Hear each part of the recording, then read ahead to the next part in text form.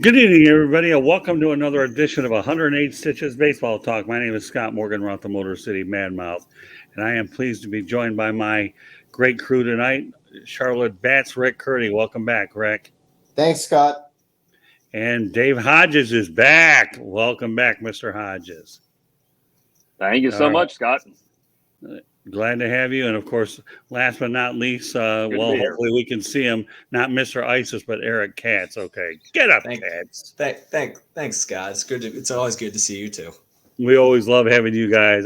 So folks, get used to this fearsome foursome because I'm looking forward to having these guys on for the majority of our baseball shows, and I can't think of a better group to be lined up with. So just so you know, the theme of our broadcast tonight will be top 5 MLB owners by net worth according to MLB.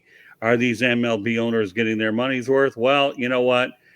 How could we not mention the fact that this is 2/22/22? I don't know where I'm going to be when they have 3/33. So that's a big time TBD there. So we're going to go out there and talk about 5 specific owners that I have set out. But before I do that, I want to mention the teams that are involved, their World Series championships. I'm going to go to each and every one of my panelists, okay? And they're going to give me some predictions about when or should they get their next title. And we're going to start off with the New York Mets as one of our teams. They've won 2 World Series titles. Their last one was 1986. They were established in 1962.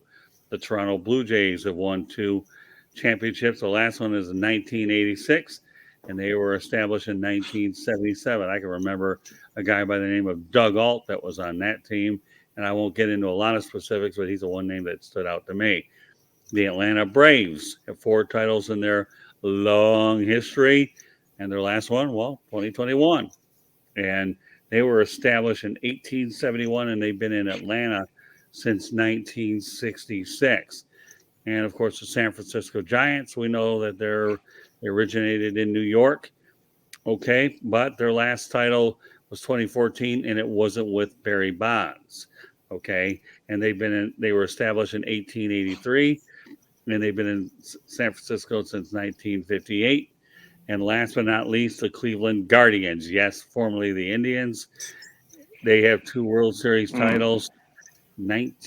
And their last one was in 1948, and they were established in 1894. So, and the last time they won it in 1940, it was when you had Bob Feller. And I will tell you this, since I have 2 North Carolina guys on here, I had the good fortune of meeting Bob Feller when he was with the Gastonia Rangers, when I was working with this guy named Jack Farnsworth. And, Bob and I became good friends at the time because he spent a lot of time in the area at Sims Legion Park. I have an autograph somewhere that I really cherish quite a bit. And they defeated the Boston Braves. So, it's interesting when you look at the majority of these teams. As I alluded to, the Mets have 2 titles. The Blue Jays have a couple. The Braves have 4. The Giants have 8. And the Cleveland Guardians have 2. And on a day where we're filled with 2s of these 5 teams, okay, 3 of them have 2 titles. So if that isn't an irony, I don't know. I didn't really plan it that way, but that's kind of how it really is. So now what we're going to do here is I'm going to set the stage and introduce these owners, okay? And then you guys are going to go over from there. Steve Cohen, obviously, the New York Mets rookie, $15.9 billion. And the Mets were 77 and 85 and in 3rd place last year in the NL East. We'll go to another one. This might surprise a lot of folks. Edward Rogers, Toronto Blue Jays, and he's worth $11.5 billion. So I just want to repeat the Mets number again, $15.9 billion. And then we go to Edward Rogers, $11.5 billion. And when we talk about the AL East, it was 91 and 71. They were in 4th place in that division, and they missed the playoff by 1 game with the Yankees and the Boston Red Sox. And the amazing part about the Blue Jays' success is they started in Dunedin, worked to Buffalo, and then they ended up back in Toronto. And prior to that, they played in Buffalo during the condensed season. The 3rd team on the list is John Malone of the Atlanta Braves, valued at $8.0 billion. And the Braves, we all know they won the World Series last year. They were 88-73 in first place in the National League East. Not bad for a rookie, for a guy who's a new kid on the block, winning a championship the way that he did.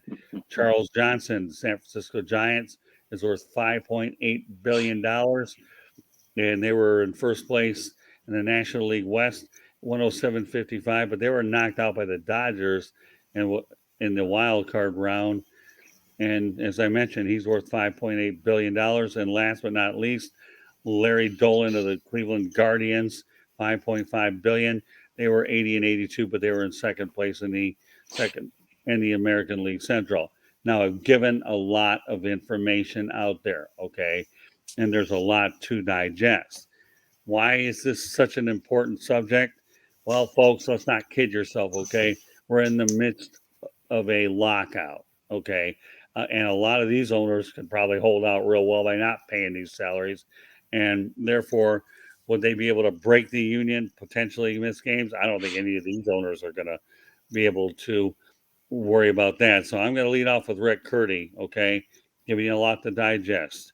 What are your thoughts about each club and when they'll win another World Series? And we'll start off with the New York Mets and Steve Cohen. Well, yeah, I'm not surprised he's on that list. He's one of the most wealthiest men. He's new. I love the hire of Buck Showalter. I'm glad that he's back in baseball. And can the Mets? They've been the New York mess recently. They've been a big mess there. So hopefully Cohen and his big money bag can bring another World Series championship to the Mets. Can it happen? It's too early to tell, but I like the direction they're going, especially with the hire of Buck Showalter, one of the best, greatest minds in all of baseball. So time will tell. He just got there. Let him get his, all his ducks in a row and all his hires there. But but can he do it? Sure, he can. Anybody can has a possibility of winning a championship, and we'll see what he does. Well, the Buck Showalter is a really great hire. And not only that, let's face it, Steve Cohen threw some big money to get Max Scherzer as well. So, Yep. this guy's not afraid to spend any money at all. Mhm. And I just like the fact that Buck Showalter gets another opportunity and doesn't have to leave because of what happened with his last stop with the Baltimore Orioles, how he had things going real well. And we all know that turned out to be a flame out. So let's talk about, Rick, the Toronto Blue Jays. I mean, this organization is obviously in the toughest division in all of baseball, and yet they find a way to continue to win. Yeah, I mean, I'm surprised that he's up there, to be quite honest, but they're a really good organization. I love the Blue Jays. I remember the Joe Carter, Roberto Alomar, Devon White, the back-to-back World Series. We actually had our first real World Series between the Braves and the Toronto Blue Jays in the 90s. And they have been a great organization for a long time. They're doing really well. And I mean, you win 91 games and you think you'd be in the playoffs and you miss it by one game.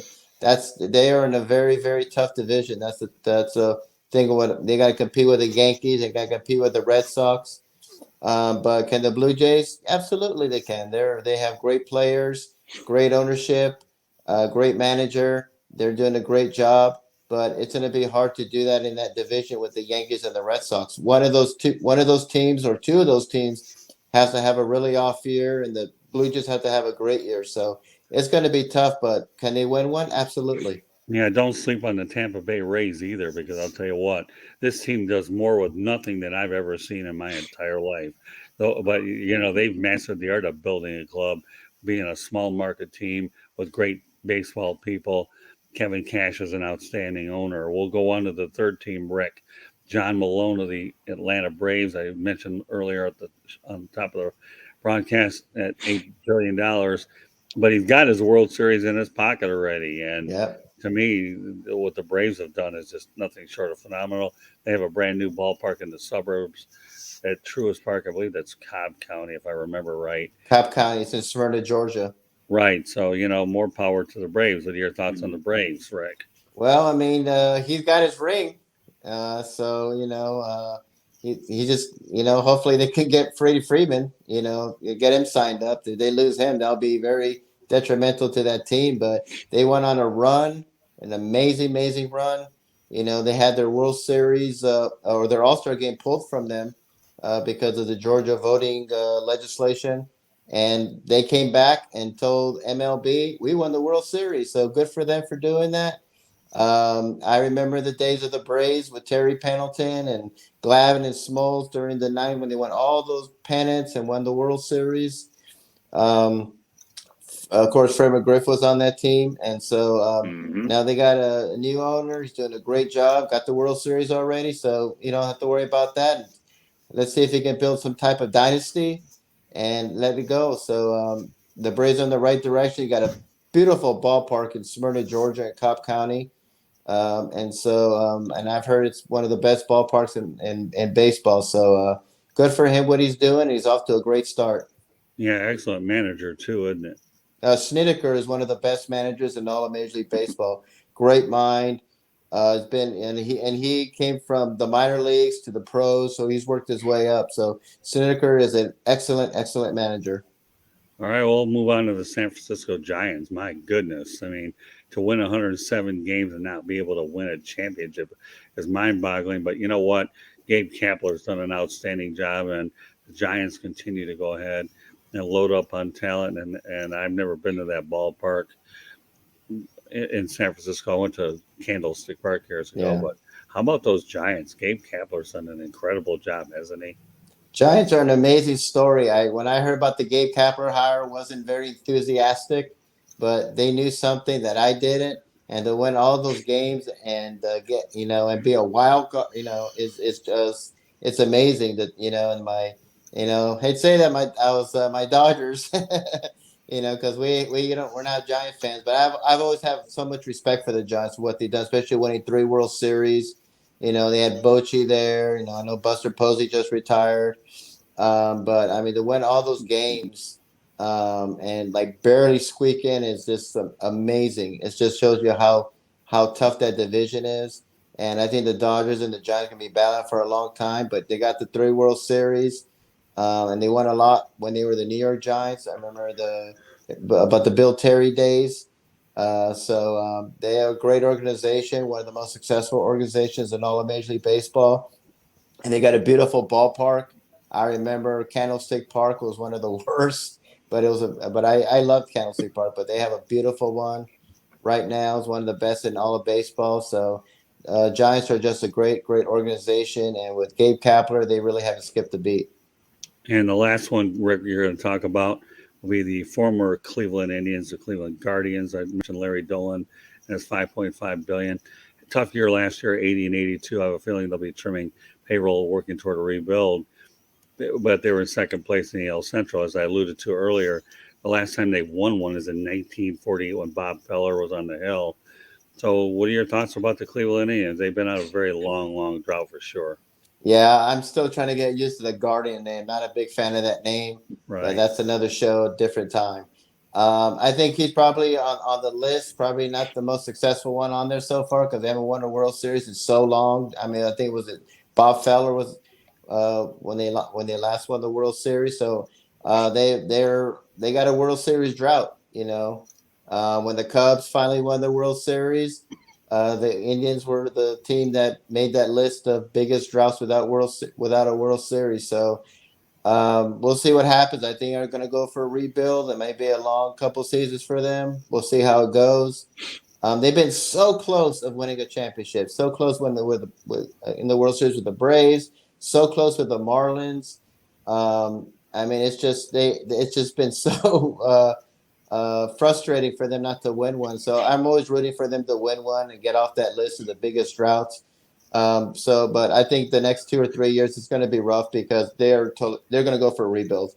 Yeah, I got a great manager in Terry Francona. Well, now that you've talked about the 5, Rick, we're going to defer to Dave Hodges. All right, Dave, you know the drill. We'll talk about each owner. Steve Cohen, give me your observations. Well, it's definitely good for the New York Mets. Obviously, that the group or the ownership group containing Alex Rodriguez and Jennifer Lopez obviously, I know they had a bid in for the team. They were, had a lot of relationship drama shortly after Steve Cohen, was given the green light for the team. So that's obviously very good, for the franchise. So obviously they didn't get swept up in all the, paparazzi and the Hollywood media out there. So, I think it's, Met fans have a lot to look forward to. As, you guys mentioned, Max Scherzer is there now. So, he's probably going to be or he definitely will be the ace of that squad. I just think, I'd probably say within 5 years, I think the Mets will be back in the World Series. Whether or not they'll win it, it's still to be determined. But I definitely believe that they will be back sometime soon. I think they're going to, Cohen's going to continue to build a great culture up there, and obviously, Mets fans are, they're very dedicated to their team.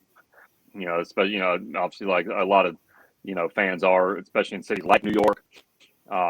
But yeah, it's, again, the Mets, they dodged a Hollywood bullet, like I said, I mentioned moments ago, and not having Alex Rodriguez and Jennifer Lopez take over the team. But I think it's, there's, nowhere to go but up for the Mets, and the fans, they have to be super hyped, and, it won't happen right away. But I believe, like I said, within 5 years, I'd say the Mets will be back in the World Series. I don't think Mets fans want to hear within 5 years. They're looking for something a whole lot faster than that. That's for sure. But considering the fact that they have a 1-1 in 86, now they don't want to wait much longer. But I definitely see your point. All right, David, talk about the Toronto Blue Jays. Well, as you guys said, they are in in one of the toughest, if not the toughest, conference in Major League Baseball. Obviously, the AL East. It's going to be very hard to compete when you got two teams, usually that's it 1 and 2. Obviously, that is the Boston Red Sox and New York Yankees, where, those are franchises that are willing to basically, you can almost say, go out and spend anything, for top players, to get them to those clubs. And, it would just, it would have to be kind of almost, the stars would align, for the Blue Jays to be able to make a deep run where, everything just comes together. Maybe, Red Sox and Yankees would have down years. We've seen, players that have signed for teams and for those teams, it's not really quite worked out. I'm kind of harking back to Daisuke Matsuzaka for the Red Sox. He, came to the United States with so much fanfare, and obviously the Red Sox got him, and then Frank Cohen had to deal with him again in Cleveland, but we'll get to that. And the Yankees signed Ki Igawa many years back to kind of be the answer to Matsuzaka. He never worked out. So, yeah, I know Eric will want to weigh on that one. But, so it's, again, it's, going to be it's the toughest division, in my personal opinion, in Major League Baseball. When you got those two storied franchises right there, I would love to say within the next 10 years, but sorry, Blue Jays fans, I don't see your team going back to the World Series anytime soon. Hopefully they can, maybe draw some big name players north of the border, but I'd say definitely just, sit back and get comfortable, because for the Blue Jays, I feel like it's going to be a while. Okay, well, it's fair enough. Okay, and of course we know about the Atlanta Braves right up the road, I-85 for you guys. What are they, 4 hours away or something like that? Yep. Well, 4.5, 5. 4.5. Depends how fast you drive. Well, I guess the one thing that Atlanta Braves can feel very good about is they don't have to wait, have to worry about when their next one's going to come. They're looking to repeat. So, David, let's talk about the Braves for a moment. There's a team that really, in my opinion, kind of came out of nowhere to win it last year. Got hot at the right time, and they've developed a lot of their players and brought in some key players at certain times because of injury issues last year. And lo and behold, they're world champs. Oh, definitely. And, personally, I believe, Freddie Freeman is going to be the linchpin of that, as, to see where he goes this offseason. There's talk that the Yankees are, about or wanting to go all in for him. I mean, this kid, he's been with the franchise, I believe, over 10 years now, I believe, because I was, watching after they had won the series, and where it said, he's been with them. Obviously, he's come up through the minor league system, and he's been a Brave his entire career. And if they can keep him, personally, I believe, I mean, of course, there will be some players that will come and some players that will go. But I believe he is the catalyst. If he comes back, I firmly believe that they can definitely make another deep run in October. Again, we will have a season this year, which I believe we will. But yeah, I think it all hinges on Freddie Freeman. He's everybody loves him, fan favorite. You go back. I don't know if I could call him the next Chipper Jones. In the realm of fan favorite. Kind of the like the native son. So to speak. Someone who's been with the franchise his whole career. As y'all said, Snedeker. He's incredible. I think he's been with the franchise for, I believe, over 20 some years. So, he definitely knows the culture. He knows how, with player development, he's worked his way up and, now he's enjoying the fruits of that, which is obviously, a nice championship ring. If Freeman stays with Atlanta, I definitely could definitely see the Braves making another deep run for many years to come, of course. If he comes back to Atlanta, then obviously, that's that weight is going to be hung around his neck, to constantly bring more, championships to that franchise and to that city. I believe we're just going to have to wait and see. Yeah, Brian Snitker, without a doubt, in my opinion, is the most underrated manager in baseball, and he definitely showed what he was like. And the fact that he was able to beat the Houston Astros, one of Rick Curti's favorite teams. Although I felt bad for Dusty Baker because I was really hoping Dusty would win one, but you can't knock what the Braves did. I was rooting for Dusty. Yeah, a lot of people probably did. So, all right. I've always been a fan of Dusty. Yeah, me too. All right, so we'll go to San Francisco, and again, Charles Johnson got 107 wins, but not enough to go ahead and win it all. So again, you're talking about a tough division out there. I know San Diego's going to get better because they went out there and brought in Doug Melvin, and you all know the Dodgers are a buzzsaw, and of course the Giants. You got three monsters there. Well, let's talk about the Giants, David. My opinion is the second toughest division in Major League Baseball is the NL West. Obviously, the Giants, they had three World Series championships in 5 years, 2010, 2012, 2014. Of course, every time, and after 14, when it was an even year, everybody said, look out for the Giants. Some players are gone. Obviously, who was actually a local guy, Curti, Madison Bumgarner. Mad Bum. I know he was quite the catalyst for many of those teams, and obviously Lincecum. The guy was pretty much unhittable. Yeah. When he was in his prime, and obviously those players have moved on. And of course Bochy. As we talked about, he's one of the best managers that I said this generation has seen. Obviously, again, to win 3 World Series championships in 5 years. That's definitely something many Giants fans can be proud of. Obviously, it's been 7 years now since they had won a World Series title. Giants fans, they're dedicated. As are a lot of baseball fans. They're willing to dig in and kind of just sit back, wait for their time. But again, San Diego's on the rise. Obviously, they got Tatis Jr. down there. So they got a lot. If they can the teams south of them contained, then definitely San Fran can make another great run in October. I'd probably say within 10 years. Whereas I said for Toronto, get comfortable, but Giants fans, I think I do see another World Series in your future. Well, they're not afraid to spend money, and of course, obviously, that division being difficult. And when you're in San Diego and you get Bob Melvin, who did a lot with nothing in Oakland, that's an upgrade in its own right. Mm-hmm. So the last team you're going to talk about, David, is Larry Dolan and the Guardians. Like Rick said, we got to get used to the Cleveland Guardians, and the championship drought. Stupid name. So this one could be a tough one here, and let's not kid yourself. The Detroit Tigers could be on the rise in that division. They have a lot of their young prospects starting to come of age a little bit, and that division is there for the taking. It really, really is.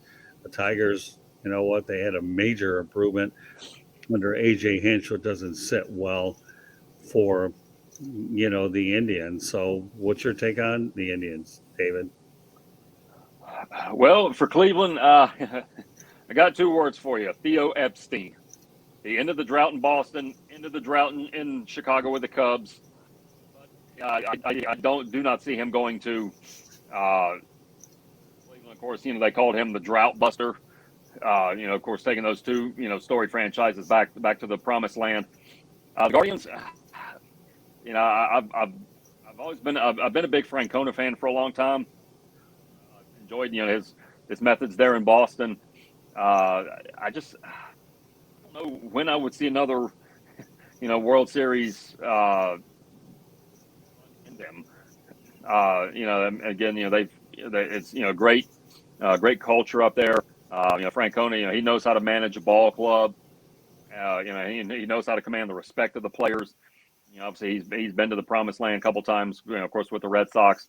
Again, they got so close in 2016 against the Cubs, and they're just itching to get back, into October, or into the World Series, and not really sure when I'd see the Guardians getting back into the World Series again.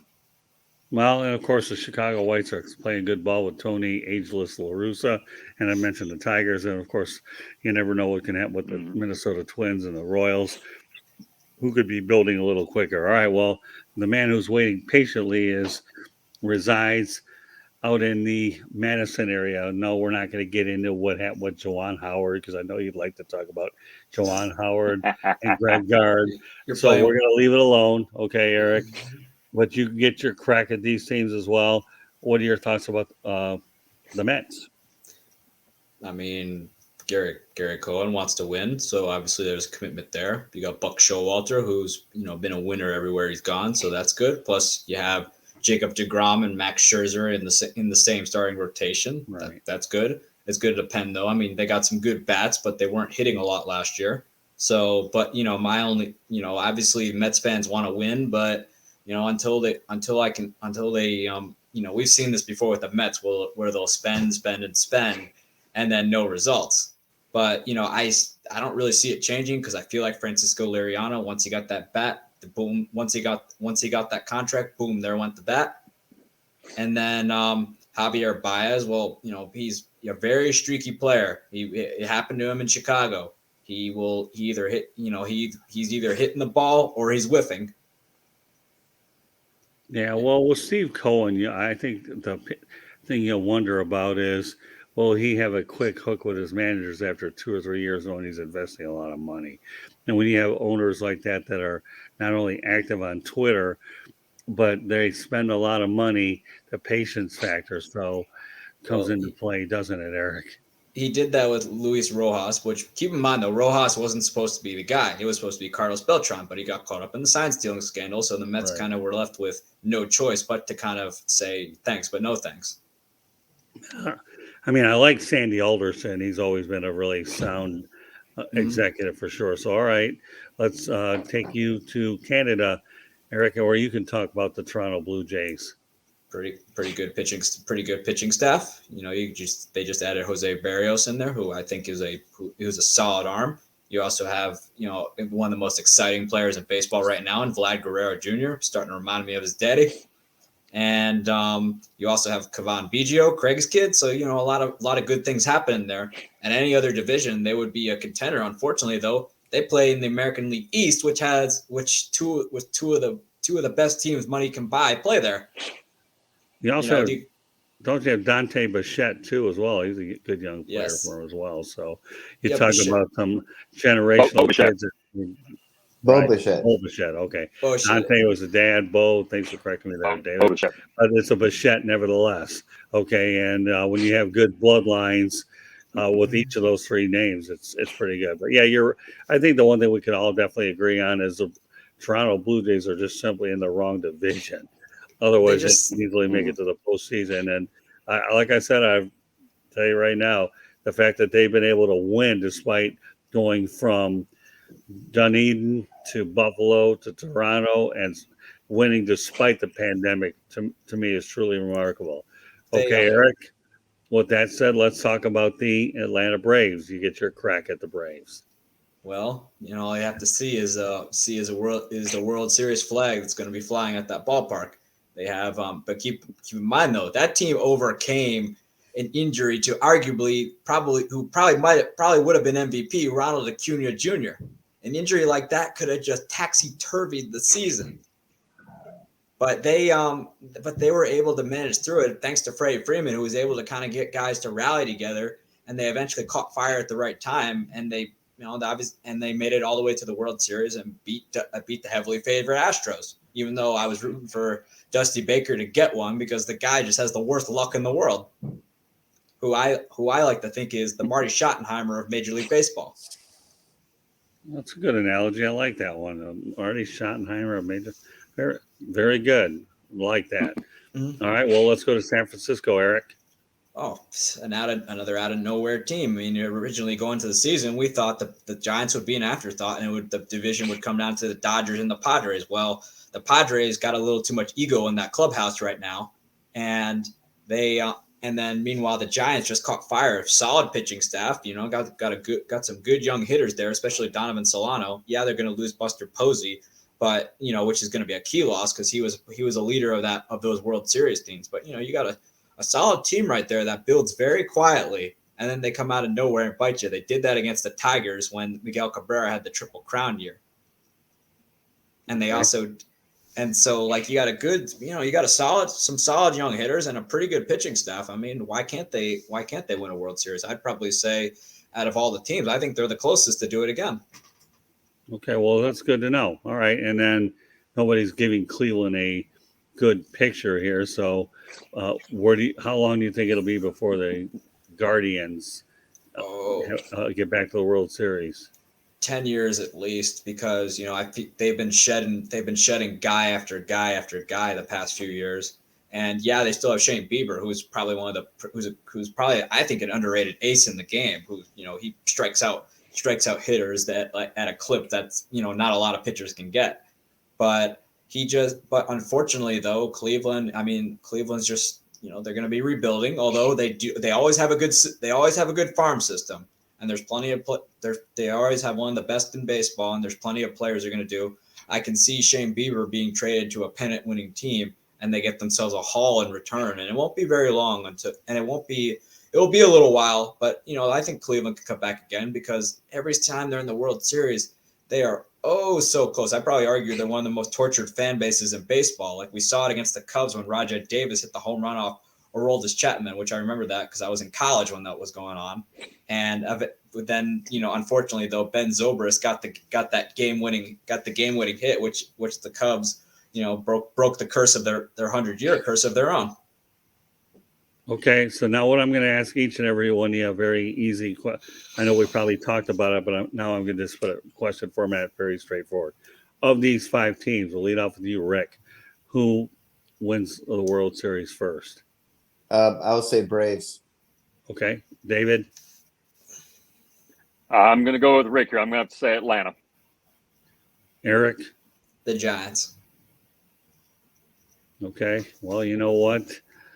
To me, I have to admit that I would probably go with the Braves because of the division that they're in.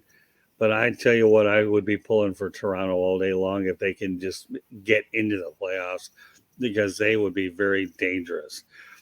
So with that said, okay, one guy that's not on this list, and each of you guys gave me wows on this one, is Hal Steinbrenner. Can you believe that for as valuable as the Yankees franchise is, I don't have those numbers right now because they're not relevant to what we're talking about. Rick, let's start with you. How surprised were you that the Steinbrenners or Hal Steinbrenner was not on this list? Completely shocked because they have their own TV network. So I'm thinking they got it. They're one of the, worth billions and billions and billions of dollars. So must be daddy's money, So I was very shocked. I thought for sure the Yankees would be on there by a lot. They're most wealthiest teams in all sports, and for them to not be on the top 5, is shocking to me. What about you, David? Yeah, it's real. It's almost like any list you're going to have just in pro sports in general. To not have the Yankees on it. Yeah, a lot of people would just might consider it sacrilegious, but I mean, yeah, it's but you think never count out the Bronx Bombers. You never count them out. They a lot of times or like a lot of teams. That may seem like they're kind of dead and buried. As the season goes along, they might be having slump after slump, but when it comes playoff time, throw out what happened in the regular season and teams like that, they always seem to find a way in, and they always seem to find a way to advance as well. Yeah, but my question to you, David, are you surprised that the Steinbrenners are not in the top 5? I am. You would think, like I said, that team, worth billions, as Rick mentioned, they have their own, TV network, but it seems, there's, a lot, always, a lot of new money, is coming into the league, and they have been displaced. What about you, Eric?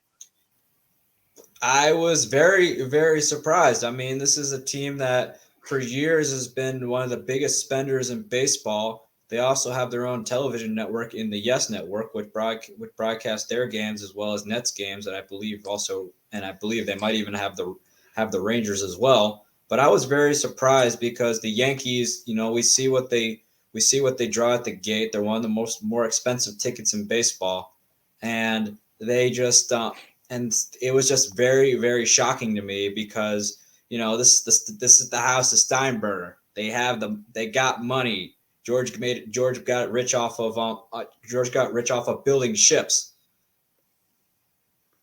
Yeah, he sure did. All right, so now, no, and I definitely was surprised that the Steinbrenners didn't get on this list. So now we're going to talk about the lockout for about 5 minutes before we wrap this bad boy up, or 10 minutes. Obviously, we know 5 owners that really don't care if this lockout goes on any longer. But where do you guys predict where this lockout will go and how long? How many games will be actually missed? Because for me, I wouldn't be surprised if the owners attempt to break the union. I really would not. I think there's precedents of that. And then we could be looking at potentially missed games. I know that right now, the sides are far apart. So, Rick, go ahead. Well, I do think it's going to be a short season. I think the last meeting they had lasted 15 minutes, and it's just no one's budging right now.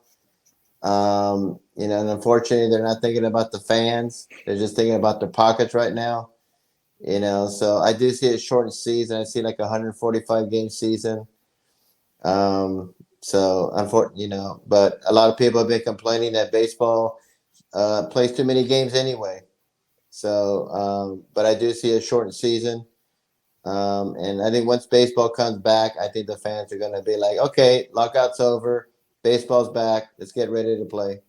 So you don't think the backlash, Rick, will be as devastating as it was in 1994 when Sosa and McGuire and Cal Ripken Jr. bailed the sport back after, of course, they're not worried about losing the World Series here, just maybe losing the beginning of the season, right, Rick?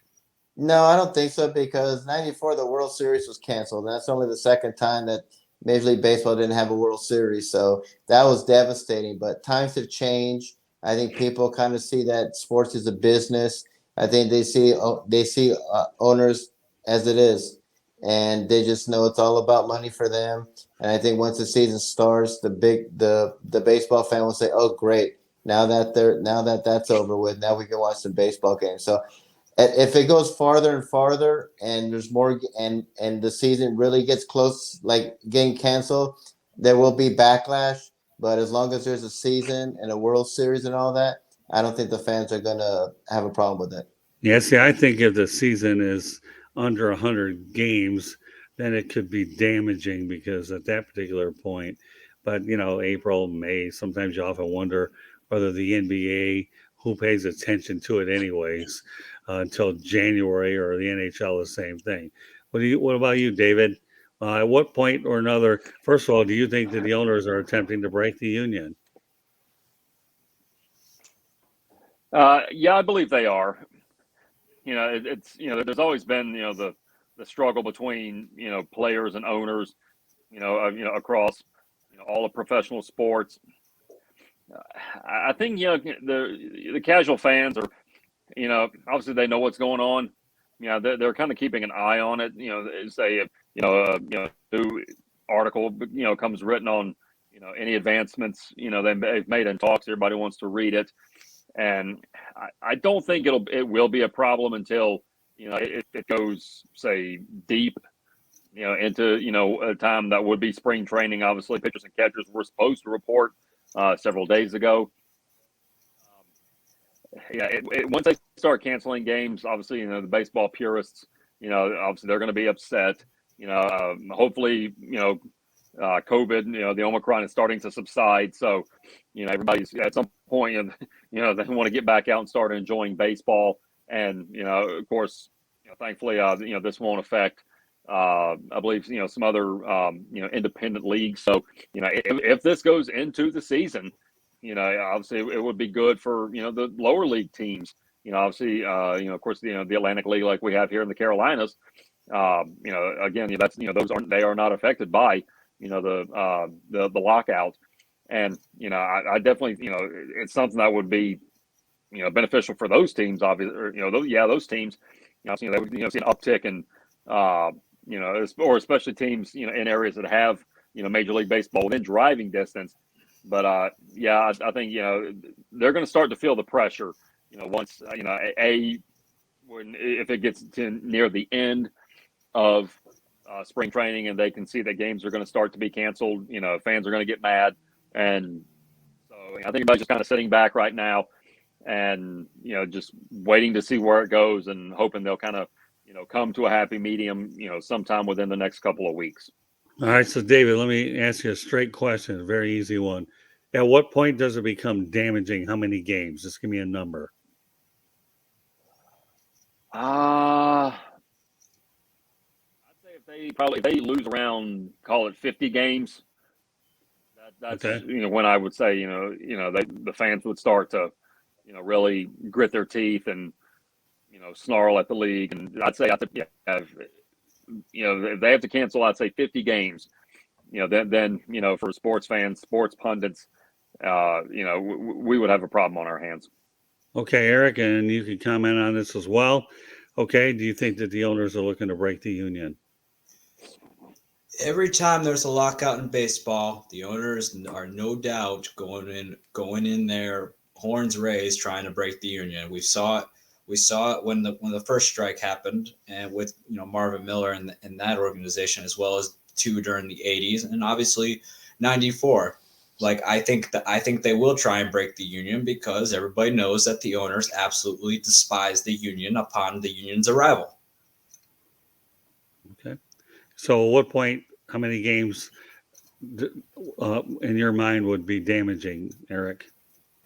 If they don't play any less than, like, I want to say 150-ish games. So let's just say if they lose like 50 games, then I think that'll be very, very hurtful to the fans. You said 50, is that correct? Correct. Okay, very good. Well, now you have it. So just to give everybody who's just joining us here an idea what we've talked about, hopefully you'll have an opportunity. If you haven't seen the entirety of this broadcast, we've talked about the top 5 MLB owners, their net worth, and of course we're trying to tie that in with the lockout and when they'll win their next World Series. And I really enjoyed this conversation because we are right now at a point where spring training games could be lost real shortly. So these are the kind of things that, as we find out what we really have, as Gene Hackman would say, let's see what hand I've been dealt in the movie Hoosiers. This is a hand that baseball fans are being dealt here in terms of the lockout itself. So, great job, guys. So with that said, for those of you folks that want to listen to this show, now you can also find us the audio version on Spreaker, Spotify, Apple, Google, iHeartRadio, and also subscribe to our YouTube channel, South Florida Tribune. You can also find the show on www.southfloridatribune.com. So we have a lot of different places that you can find it in addition to what we're doing right now to make sure that this broadcast is live. So you know what? We started off with Rick Curti, so we're going to continue Rick Curti. Let everybody know how they can get a hold of you. Well, you can find my website at www.charlottebats.com. My email address is cltbatsbaseball@gmail.com. I'm also on Facebook at Charlotte MLB. I'm also on there at Charlotte Bats Baseball. I'm also on Instagram at Charlotte Bats, and I'm also on Twitter at Charlotte Bats Baseball. And you can find me on LinkedIn under Rick Curti, Curti. And folks, just if you look at our ticker right here, we encourage you, like I said, to subscribe to the South Florida Tribune YouTube channel. Our website's on there, and our Twitter handle is at Tribune South. David, go ahead. Yeah, I'm on Facebook under Dave Davino Hodges. The middle name Davino. It's a huge soccer fan. Anybody that follows me on social media would know that. Big fan of the old-time Brazilian teams and how they always have the nickname. So I kind of gave myself a Brazilian nickname, even though I was born right here in North Carolina.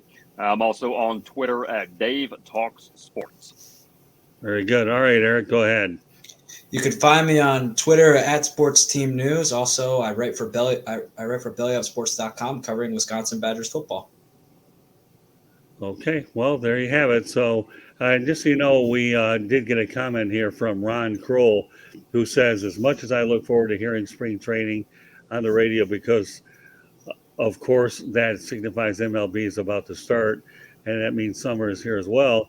He says he's losing interest and doesn't feel sorry for these wealthy capitalist owners and players and spoiled. So, Ron Kroll, he's a friend of the show, and I wouldn't be surprised if we echo those sentiments here, that indeed that you talk about the majority of how people feel. So, folks, we encourage you to go ahead and provide comments during the course here. And if I see some that are worthwhile, I will definitely go out there and mention them on the air, because you know what? Ron Kroll makes a lot of valid points, and I think he's really speaking for a lot of the majority of the people that are out there, and when you're talking about millionaires versus billionaires, I don't think anybody's too sympathetic. I think we can all relate before we wrap this thing up. Rick, I know we always like to joke around about Latrell Sprewell. How about that situation? $21 million wasn't enough to feed his family when or Terry Pendleton during the '94 strike when he went on national TV and complained he was only making $8 million a year. And what a travesty that was.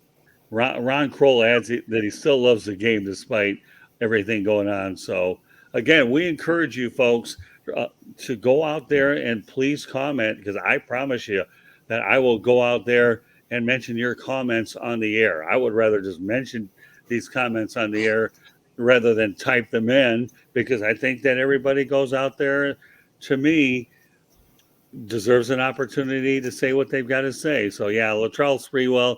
So what happened when he left the Minnesota Timberwolves? Well, you know what? He definitely probably can't go ahead and feed his family anymore, because they let him go, and he was never the same after that. But, there's a lot of things that are going to play out here for sure. And, we haven't seen an awful lot yet. So, folks, this is 108 Stitches Baseball Talk. My name is Scott Morgan, Rock Motor City Madmouth.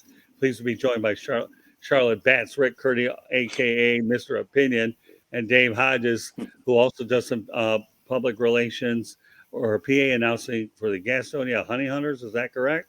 Yes, I also did scored for half the season last year, and hopefully I'll be broadcasting for the Honey Hunters this year. They did stream on Facebook, but did not have a broadcaster. From what I'm being told, they will have one this year. I'm just waiting to talk to the higher-ups about that opportunity. Well, I wish you well there. I met Dave through National Sports Media Association out in North Carolina. I believe it was in 2019, a little while back before the pandemic messed everything up. And Eric Katz is one of those guys. It was before the pandemic. Right, exactly. And Eric Katz came across him on Twitter. So you never know who you can meet wherever you want to meet them. So meanwhile, once again, we appreciate everybody for joining us here on 108 Stitches Baseball Talk. Some of the other shows that we have in the hopper here, we have Inside the Pigskin, which is our football show, the Sports Exchange, No Limits, which is a non-sports show in the South Florida Tribune podcast. So we have a show for pretty much everybody out there. So for all you folks that, like I said before, that want to comment about what we're talking about, I'll do better than type them in there. I will just simply go ahead and read them off and mention them and let everybody respond to them. So any closing thoughts, guys? It's a great show. And for the Indians, they need to get rid of that silly Guardian name and go back to the original name that they were before, the Cleveland Spiders. And for those of you that are wondering why I'm wearing the University of Miami right now, because I know there's probably a few out there that wonder, college baseball, folks, is going on, and the Miami Hurricanes are one of the premier programs as well. So, meanwhile, on behalf of Rick Curti, Dave Hodges, and Eric Katz, my name is Scott Morganroth. Thank you for joining us on this edition of 108 Stitches Baseball Talk, and we hope you follow us and stay with us. We have a lot of great shows in the pipeline with all the different shows. So good night, everybody, and thank you very much for joining us. Good night. Night, y'all. Good night.